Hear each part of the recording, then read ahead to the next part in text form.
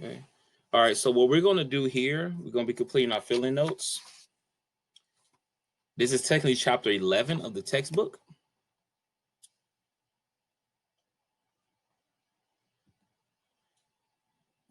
Share the screen with you guys now.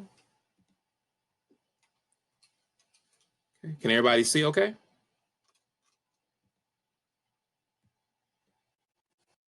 Yep. Okay. So again, this is being recorded, so you guys always go back into it to make sure you guys understand everything. All right.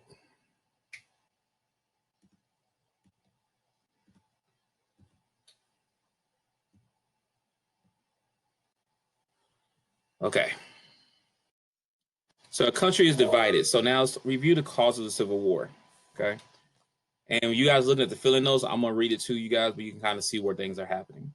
So first thing you got is regional differences between the industrial north and the agrarian south grows stronger every single day. All right. You also have slavery being the question, and that's seen through the Compromise of 1850 and the Kansas-Nebraska Act. Abraham Lincoln is elected president. The Lower South secedes and creates the Confederate States of America. And then you have the Confederacy that attacked Fort Sumter, which officially starts the Civil War. So the fill-ins is differences. For the first part is differences, industrial, agrarian, and agrarian just basically means, you know, you're planning stuff, things of that nature. 1850, Abraham Lincoln secedes, and then Fort Sumter. Okay. And now what I want to do is kind of go through the timeline. So like, you know how typically I always give you guys a timeline. Oh, you guys got a timeline coming up due. I'm about to walk through that with you guys right now. But first, let's talk about the Union leaders. Talk about some background on who these people were, right? Okay. All right. So the Union leader is President Abraham Lincoln. He was the 16th president. He was born February 12th, 1809. He died April 15th, 1865. He was part of the Republican Party. Remember, the Republican Party at this time period is a very new party, and it is not the Republican Party that we are talking about in the 21st century.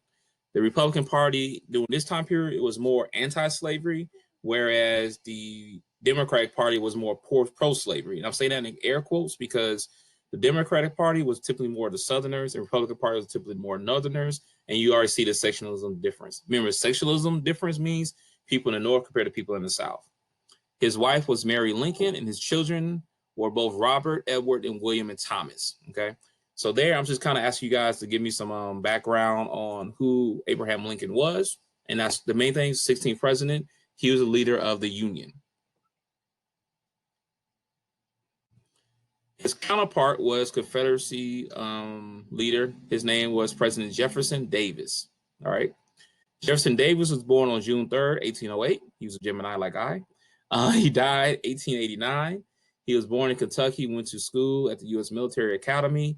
Later in life, he became a planter in Mississippi. Planter means plantation owner. Plantation owner means he had cotton. Cotton means he had slaves. And he was probably very, very wealthy. Okay. He served as a U.S. Senator, Secretary of War, and President of the Confederacy. He served as a POW for 2 years. U.S. dropped its case against him in 1868. Okay, so he actually was captured during the middle of the Civil War, and then later on, the United States dropped the cases. Key thing about Jefferson Davis, he was what? What's the key thing about Jefferson Davis, y'all?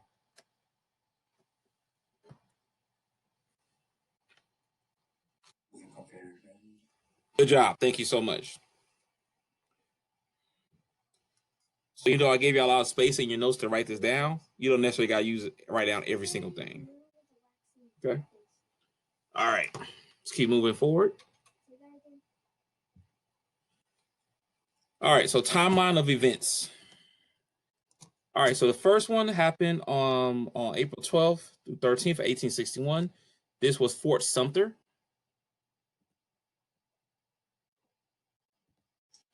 This was Fort Sumter. This was the first battle of the Civil War. Okay. Confederate General, PGT. Burgergrad opens fire at Fort Sumter. Major Robert Anderson surrenders. The fort was a federal fort in the South, and the Confederacy did not want Northerners in the South. So ultimately, the South won. And the South is also known as the what? Is it the Union or the Confederacy? Confederacy, that's right. You guys follow along with me?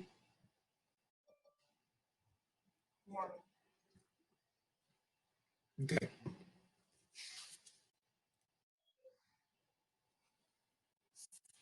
All right. Ms. Garrity, could you let Layla know what's going on for me, please? All right.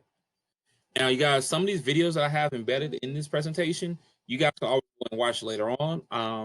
I gave you guys a link in class, and I'm also going to post a link in my YouTube page, so you can watch the videos as you feel. But because of pace, I want to make sure I get through all these notes for you guys. We're watching this one though. We got time to watch this one.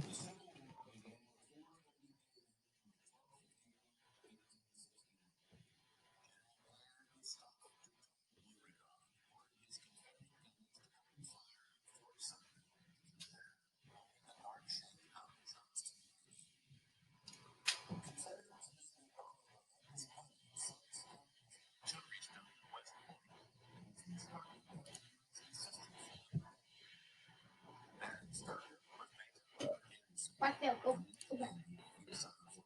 Go back, go back, go back. Stay, stop.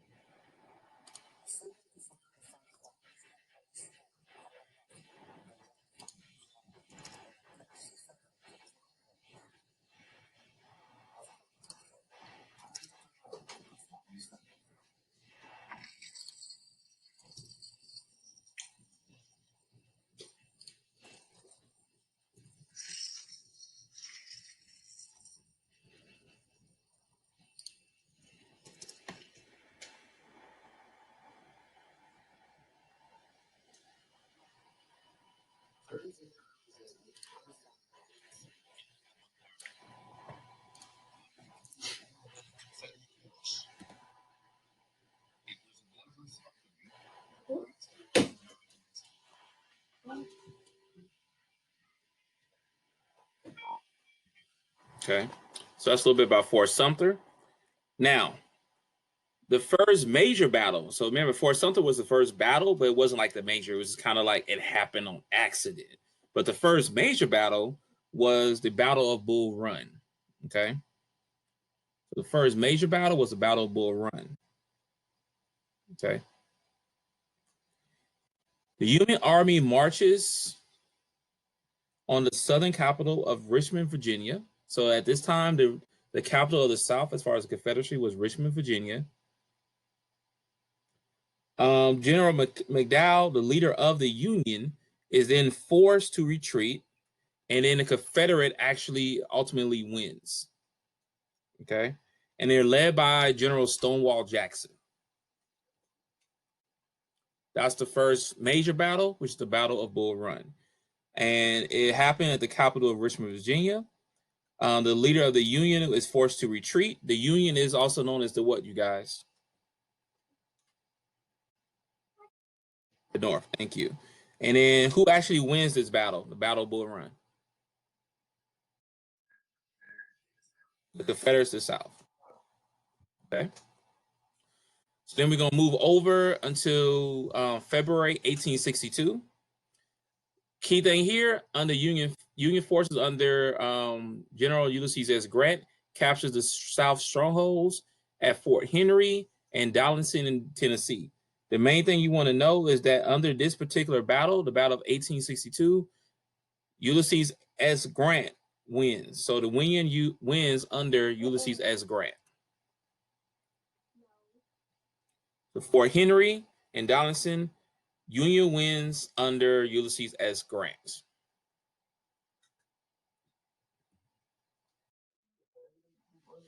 Yes, he was president later too.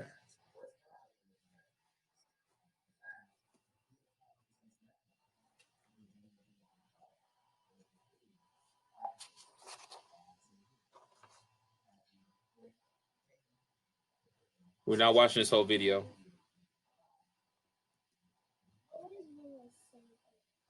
The sun shining. So that all things have half dark and half light. The moon is the same thing.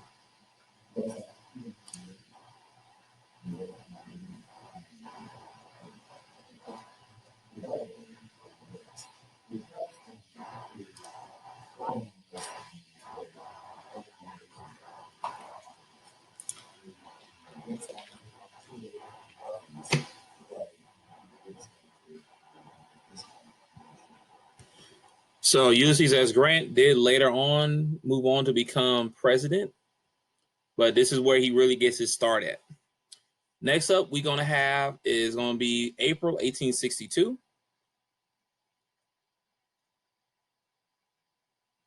This is going to be the Battle of Shiloh. Shiloh. This will be the Battle of Shiloh. Confederate Army counterattacks Grant at Shiloh, but he holds his ground and Southern forces retreat to Mississippi.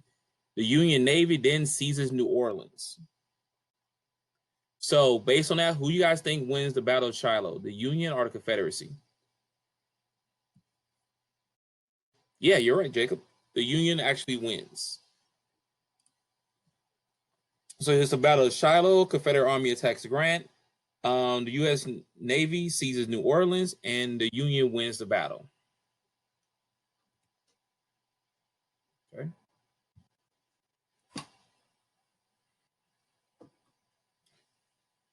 All right, next one we got up is going to be July 1862.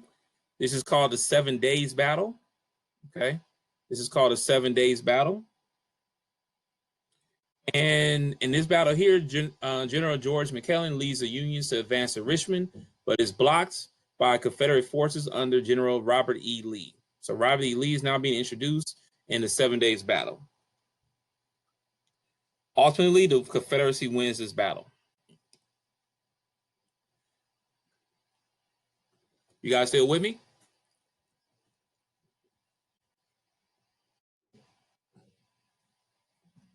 Remember, this is being recorded, you guys, okay?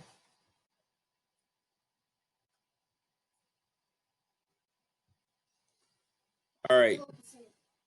Next up is going to be now August 1862. This is going to be the second Battle of Bull Run.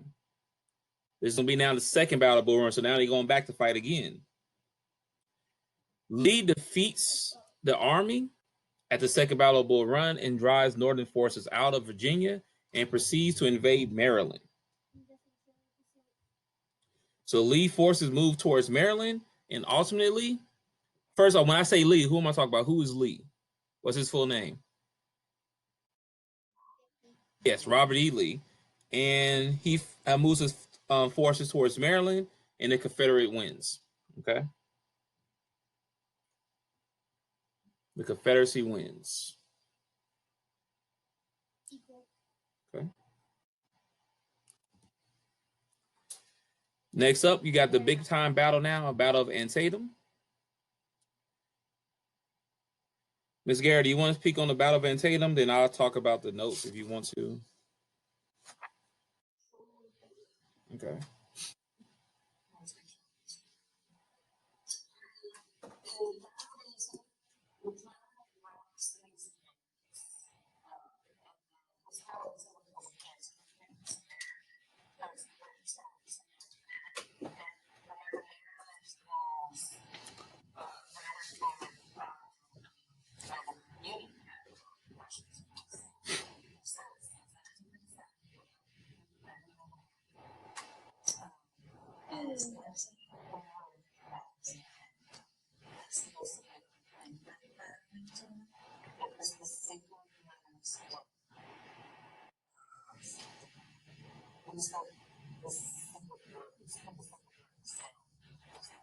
Mm-hmm. Yay.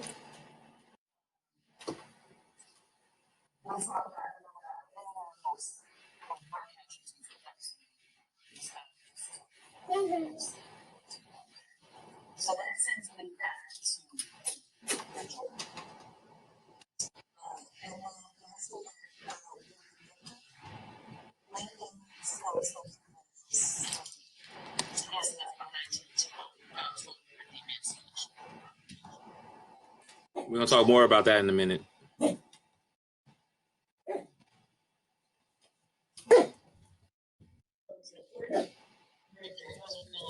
gonna make a way a little bit.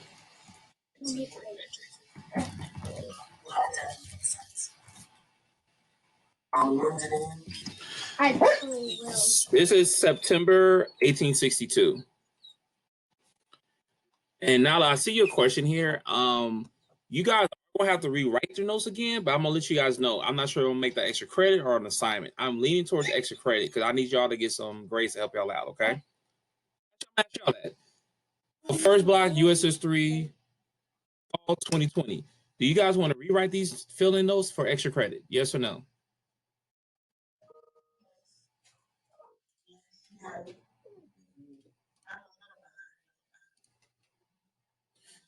Okay. So it's gonna be extra credit, and I'm recording this now for you guys to always go back and to look at the information. So this will be extra credit for you guys to rewrite your notes. I give you all the due date for that when we get done. All right. So that's the Battle of Antietam. Yes.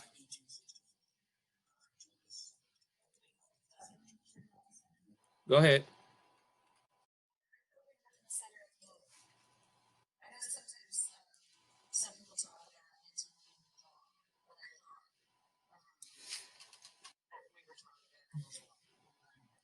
Yeah, I did. Oh, I'm sorry. Did I say Confederate?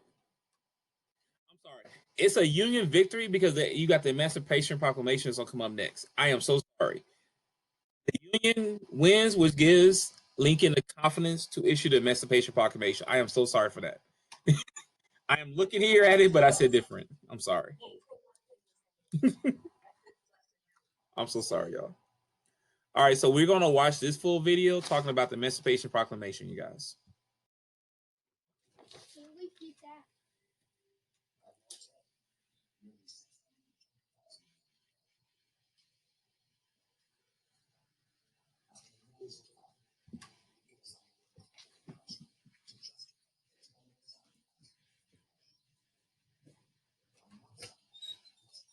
Daddy.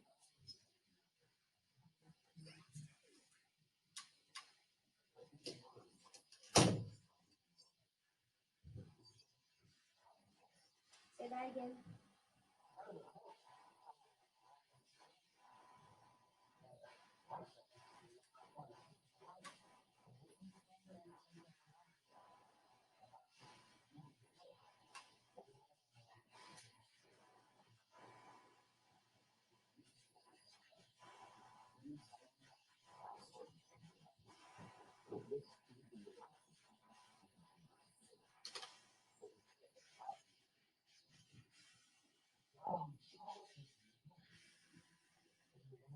I don't see the color.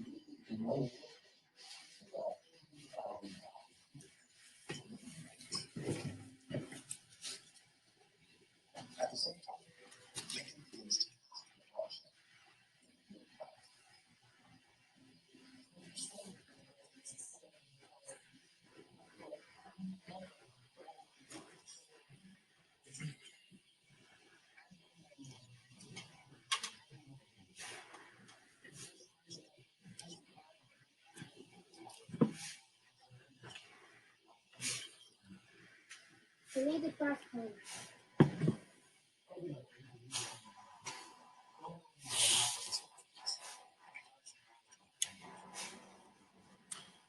All right, so guys, I'll be remiss to say this, and this is me, just Dr. Tidwell.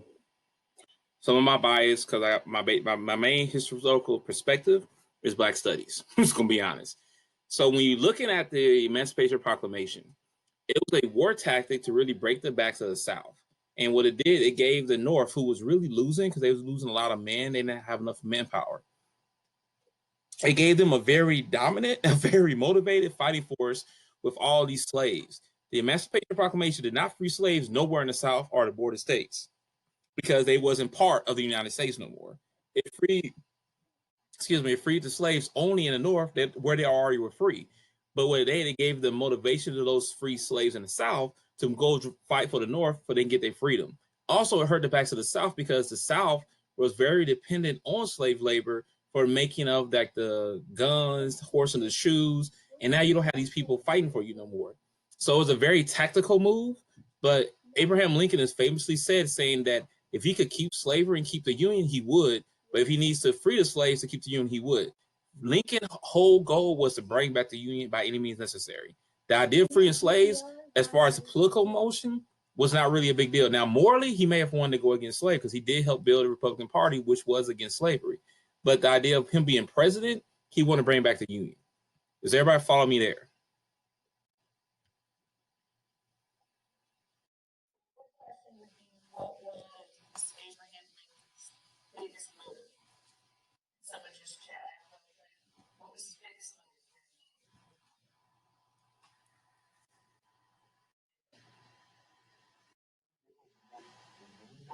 Yeah.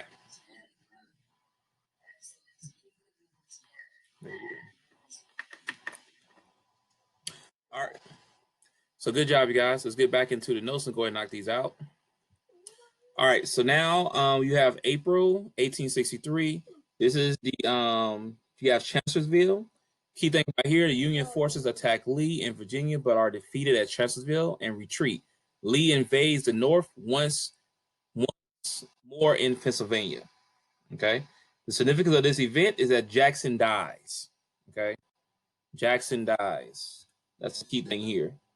All right, now let's get into the big battle of Gettysburg. The Battle of Gettysburg lasted a total of 3 days. Okay. The Battle of Gettysburg lasted a total of 3 days. So from July 1st, 1863, July 1st to July 3rd, you had a Battle of 1860. Excuse me. Back this up. From July 1st through July 3rd of 1863, you had a total of 3 battles. The second day battle was by far the worst, though. Okay. And Gettysburg is basically right north of Maryland. And basically what he was trying to do is trying to come back in and take over Washington, D.C. Lee forces run into the Union Army at Gettysburg, Pennsylvania. The ensuing battle results in over 50,000 casualties. That's a lot even today's time period, especially back then. Lee Army is then forced to retreat south. Many historians believe this is the beginning of the end of the South and also was the turning point of the war. So it was the Battle of Gettysburg. You have 50,000 casualties. The Union ultimately wins the battle and Lee retreats south. This was the beginning of the end for the South and the turning point of the war. Okay. We're going to speak more about Gettysburg because I'm going to show you some pictures and some videos of what I went after visit Gettysburg about 3 years ago with my brother. Very interesting. So I'm going to tell you guys. I'm going to talk about that more when we get to it. But it's interesting to go to visit it. And I had to go because I lost a bet with my brother. It wasn't because I'm a nerd. I just had to go. I lost a bet and he wanted to go. So we went. All right. So next one, you guys, will be July 4th. This is now going to be in Vicksburg, Mississippi. So after 2 months of siege, finally, Grant and what? Who's Grant? Who's Grant? Who's we talking about? We talk about Grant. Who's that? Yeah, Ulysses S. Grant. So Grant takes Vicksburg, brings most of the region under Northern control, and this is just another nail in the coffin for the South. So the South loses the battle and control of the southern region. Is that right? Got me on that? So at the Battle of Vicksburg, the South loses this battle and the control of the southern region.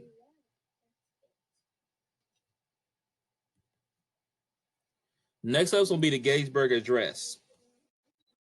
This occurred on November 19th, 1863. Lincoln delivered a speech to dedicate a military cemetery in Gettysburg. The famous quote was 7 years ago. Shows Lincoln efforts to restore the Union. Okay. I'm going to come back to let you guys actually hear this in an animated sense for you guys can hear the Gettysburg Address, but we're going to keep pushing through because I want to make sure you guys get through all this material. So right now we're about to go to the Battle of Chattanooga. You guys still with me? And again, this is recorded. Say it again.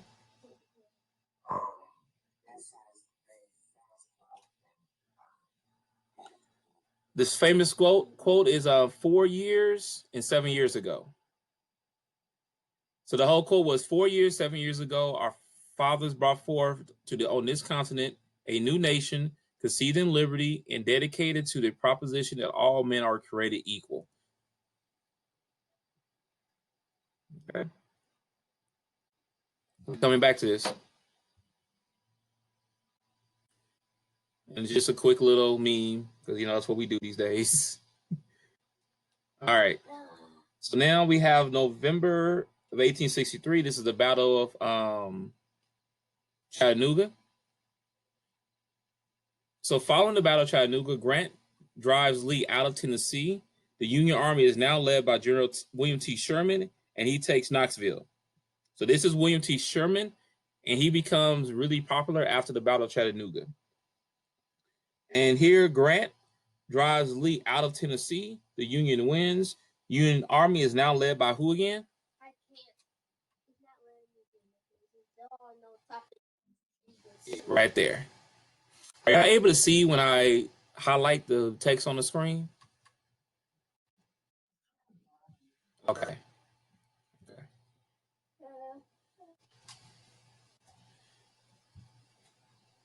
So next up, you got the Battle of Pittsburgh. Nothing for you guys to write in your note.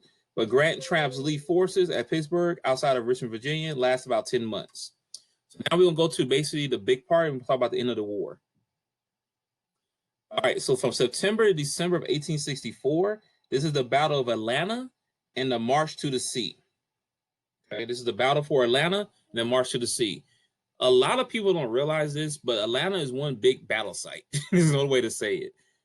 Almost everywhere you go was at least one big battle, and they have like little markets there too. So when we talk about, this is me, I'm not from the South, I'm from South Central LA. So I have no idea about Southern. I knew about Southern history a little bit, but most students, I hated history in high school because I had sucky teachers. I didn't have a lot to do well. Let's try to make at least a little bit more fun. And exactly, you got, and what? Okay, Cameron? What battle site is right around the corner from you?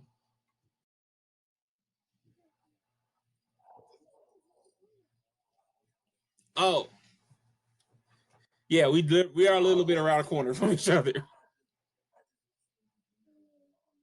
Okay, I feel you. Then. It's different coming out here to the south from the west coast. So Cameron can understand where I'm coming from. But what I didn't understand when I moved out here, all these different placards, and then I started looking like, oh yeah, the Civil War was fought here in Atlanta. So we literally lived in the Atlanta metro area was burned to the ground. It was no more of Atlanta because of the Civil War. Atlanta is fairly new, particularly if you ever get a chance to, like, say, drive up to parts of Tennessee, like say Knoxville, Tennessee. That's an older city. Even look at Birmingham, that's an older city. Atlanta was burned to the ground because a lot of the Civil War major battles that we're about to talk about right now happened here. So you have the Battle of Atlanta and March to the Sea. Sherman then captures Atlanta, and then he starts to his March to the Sea. The March to the Sea was literally a path of destruction that cut through from Atlanta, going straight through Savannah. So think about basically going from Atlanta down to Macon, going straight down to Savannah. Think about just geographic. Okay.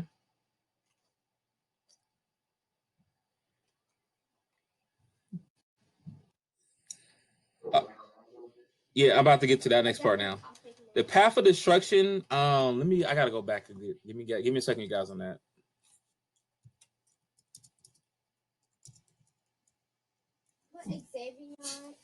Uppercase X, Xavier. Okay, don't worry about the path of destruction. We're not gonna be testing on that information. Scroll down to where it says it stops on Christmas Day and orders his men to save Savannah from burning. So he literally burns everything from Atlanta to Savannah, but he does not burn Savannah. Don't worry about the path of destruction, how long it was, anything like that. And then what he does, he gives President Lincoln Savannah as a Christmas present. Has everybody got me on that? So he gives to Lincoln as a present, which is the city of Savannah.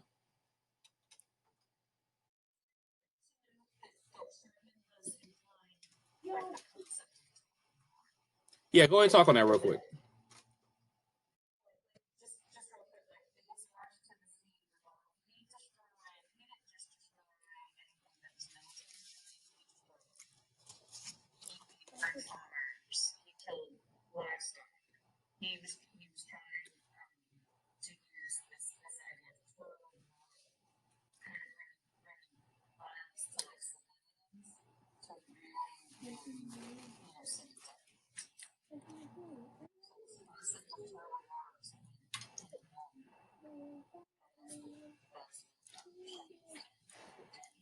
He's really trying to break the back of the South. And he did, literally. So now we have April 1865. This will be the end of the war. Grant takes the city of Richmond on April 3rd. Lee then surrenders 6 days later on April 9th, 1865. Okay. That was the official end of the war. However, Lincoln is then assassinated on April 14th by John Wilkes Booth in the Ford Theater in Washington, D.C. He died the next day. Booth then died several days later.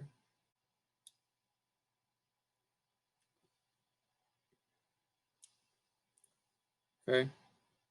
Let's get into the significance. Approximately 610,000 people died. I say approximate because it's kind of hard to know because of record keeping, but I'm going to say probably a lot more than that. And let's keep in mind, that's a lot.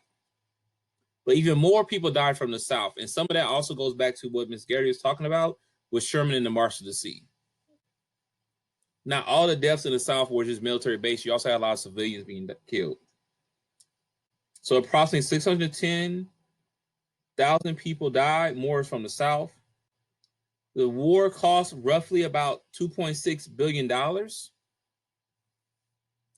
And now that the war is ended, we have to move into Reconstruction, meaning we're going to try to bring everybody back together.